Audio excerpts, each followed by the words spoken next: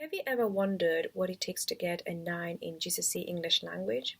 If so, then you're in the correct video because I'm going to be sharing with you all 4 basic and 6 advanced tips on how to get a 9 in GCSE English language today in this video.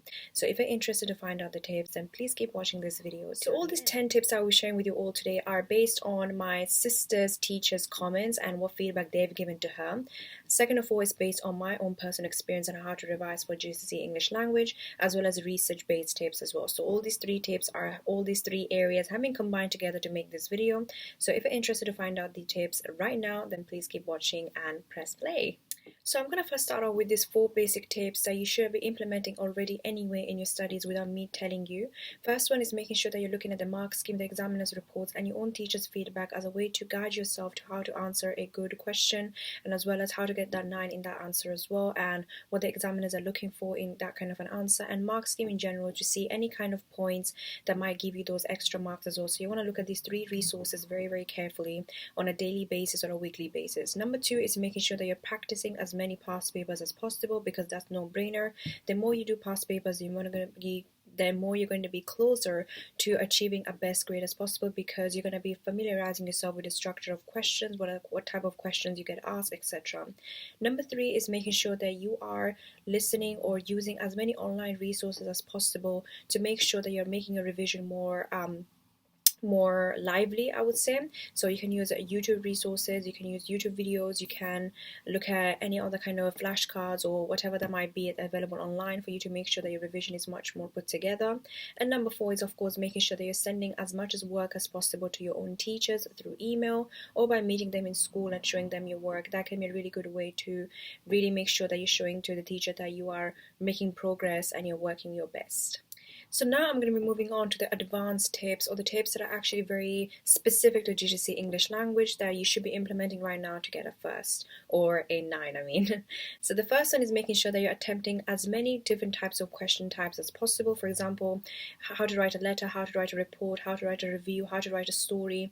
All these kind of types of questions are really, really important for you to really understand and how to write a structure, because each of these types have a different kinds of, a structure, and you have to really follow those things. So you want to make sure that you're implementing and practicing different kinds of questions like this on a weekly basis to make sure you're familiarizing yourself with different kinds of questions, so that in your exam you're not feeling shocked or surprised that this kind of question came up where you have to write a letter but you have never written it before. So you want to avoid all those kind of situations and practice these things every single week.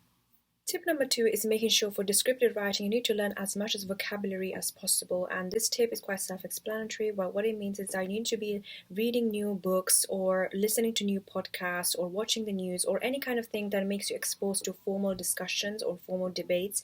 You want to be involved in those kind of things, because in that way you're going to be learning new words, and those new words can be used in your own writing when you're writing your answers to your own exam questions and everything like that. So that can be a really good way for you to really stand out from other students who might not be doing this. So I know this can take a bit of time or a bit of time from your schedule or anything, but it can be very worthwhile to make sure that your answers are standing out. So learn new vocabulary.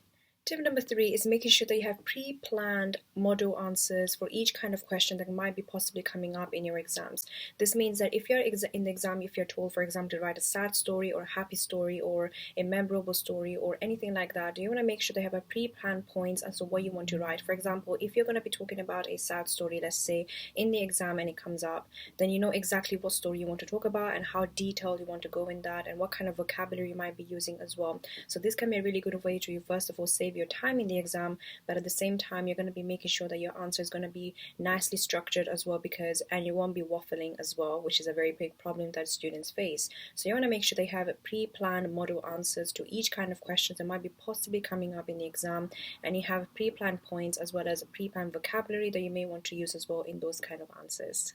Tip number 4 is making sure that you're focusing on the quality of your points rather than the quantity. So it does not really make sense for you to write too much, but if your answer is very basic or average, even if you write 5 pages long, it is not going to make you stand out. So you want to make sure that you're writing concise sentences, succinct and lucid sentences, so that it looks like that you have put so much effort but you actually didn't.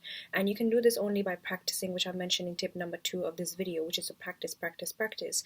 And you can only achieve this by practicing as much as you can on a a weekly basis and making time for practicing as well, also in timed conditions. So you want to make sure that you are focusing on the quality of your points rather than the quantity, and you can also do this by having an organized sets of notes or organized sets of points that you want to make on the exam as well. So you want to make sure that it's not about the quantity, but it's about the quality. Tip number 5 is making sure that you know all the command words and what kind of structure they actually want you to write on. For example, you have to know the definition of what does explain mean, discuss mean, compare and contrast, and all these kind of words that actually are put in the first word of the exam question. So you want to make sure that depending on the command word, you know what kind of structure to write and when.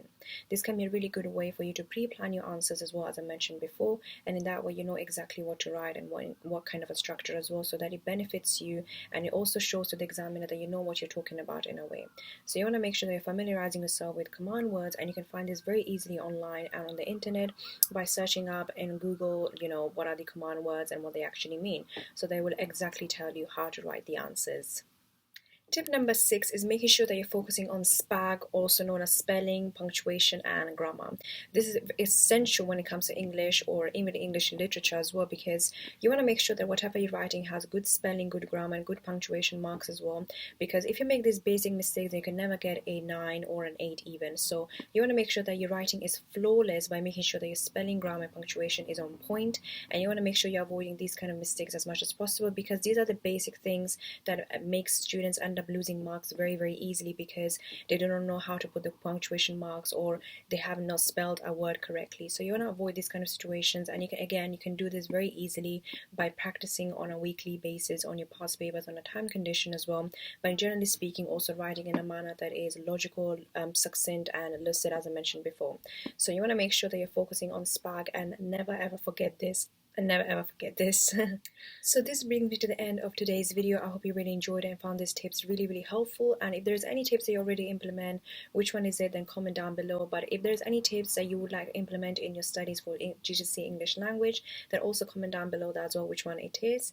But other than that, if you're interested in any kind of GCSE kind of videos that I'll be uploading this whole entire month of April, then please do subscribe, because I'm going to be making a lot of videos on these. And in fact, I'm going to be making videos on all kinds of subjects as well. So if you want to be stay tuned for that, you want to make sure that you want to subscribe to this channel, because I upload on a weekly basis, and I might even do on a daily basis, you never know. But other than that, I will see you in my next week's video.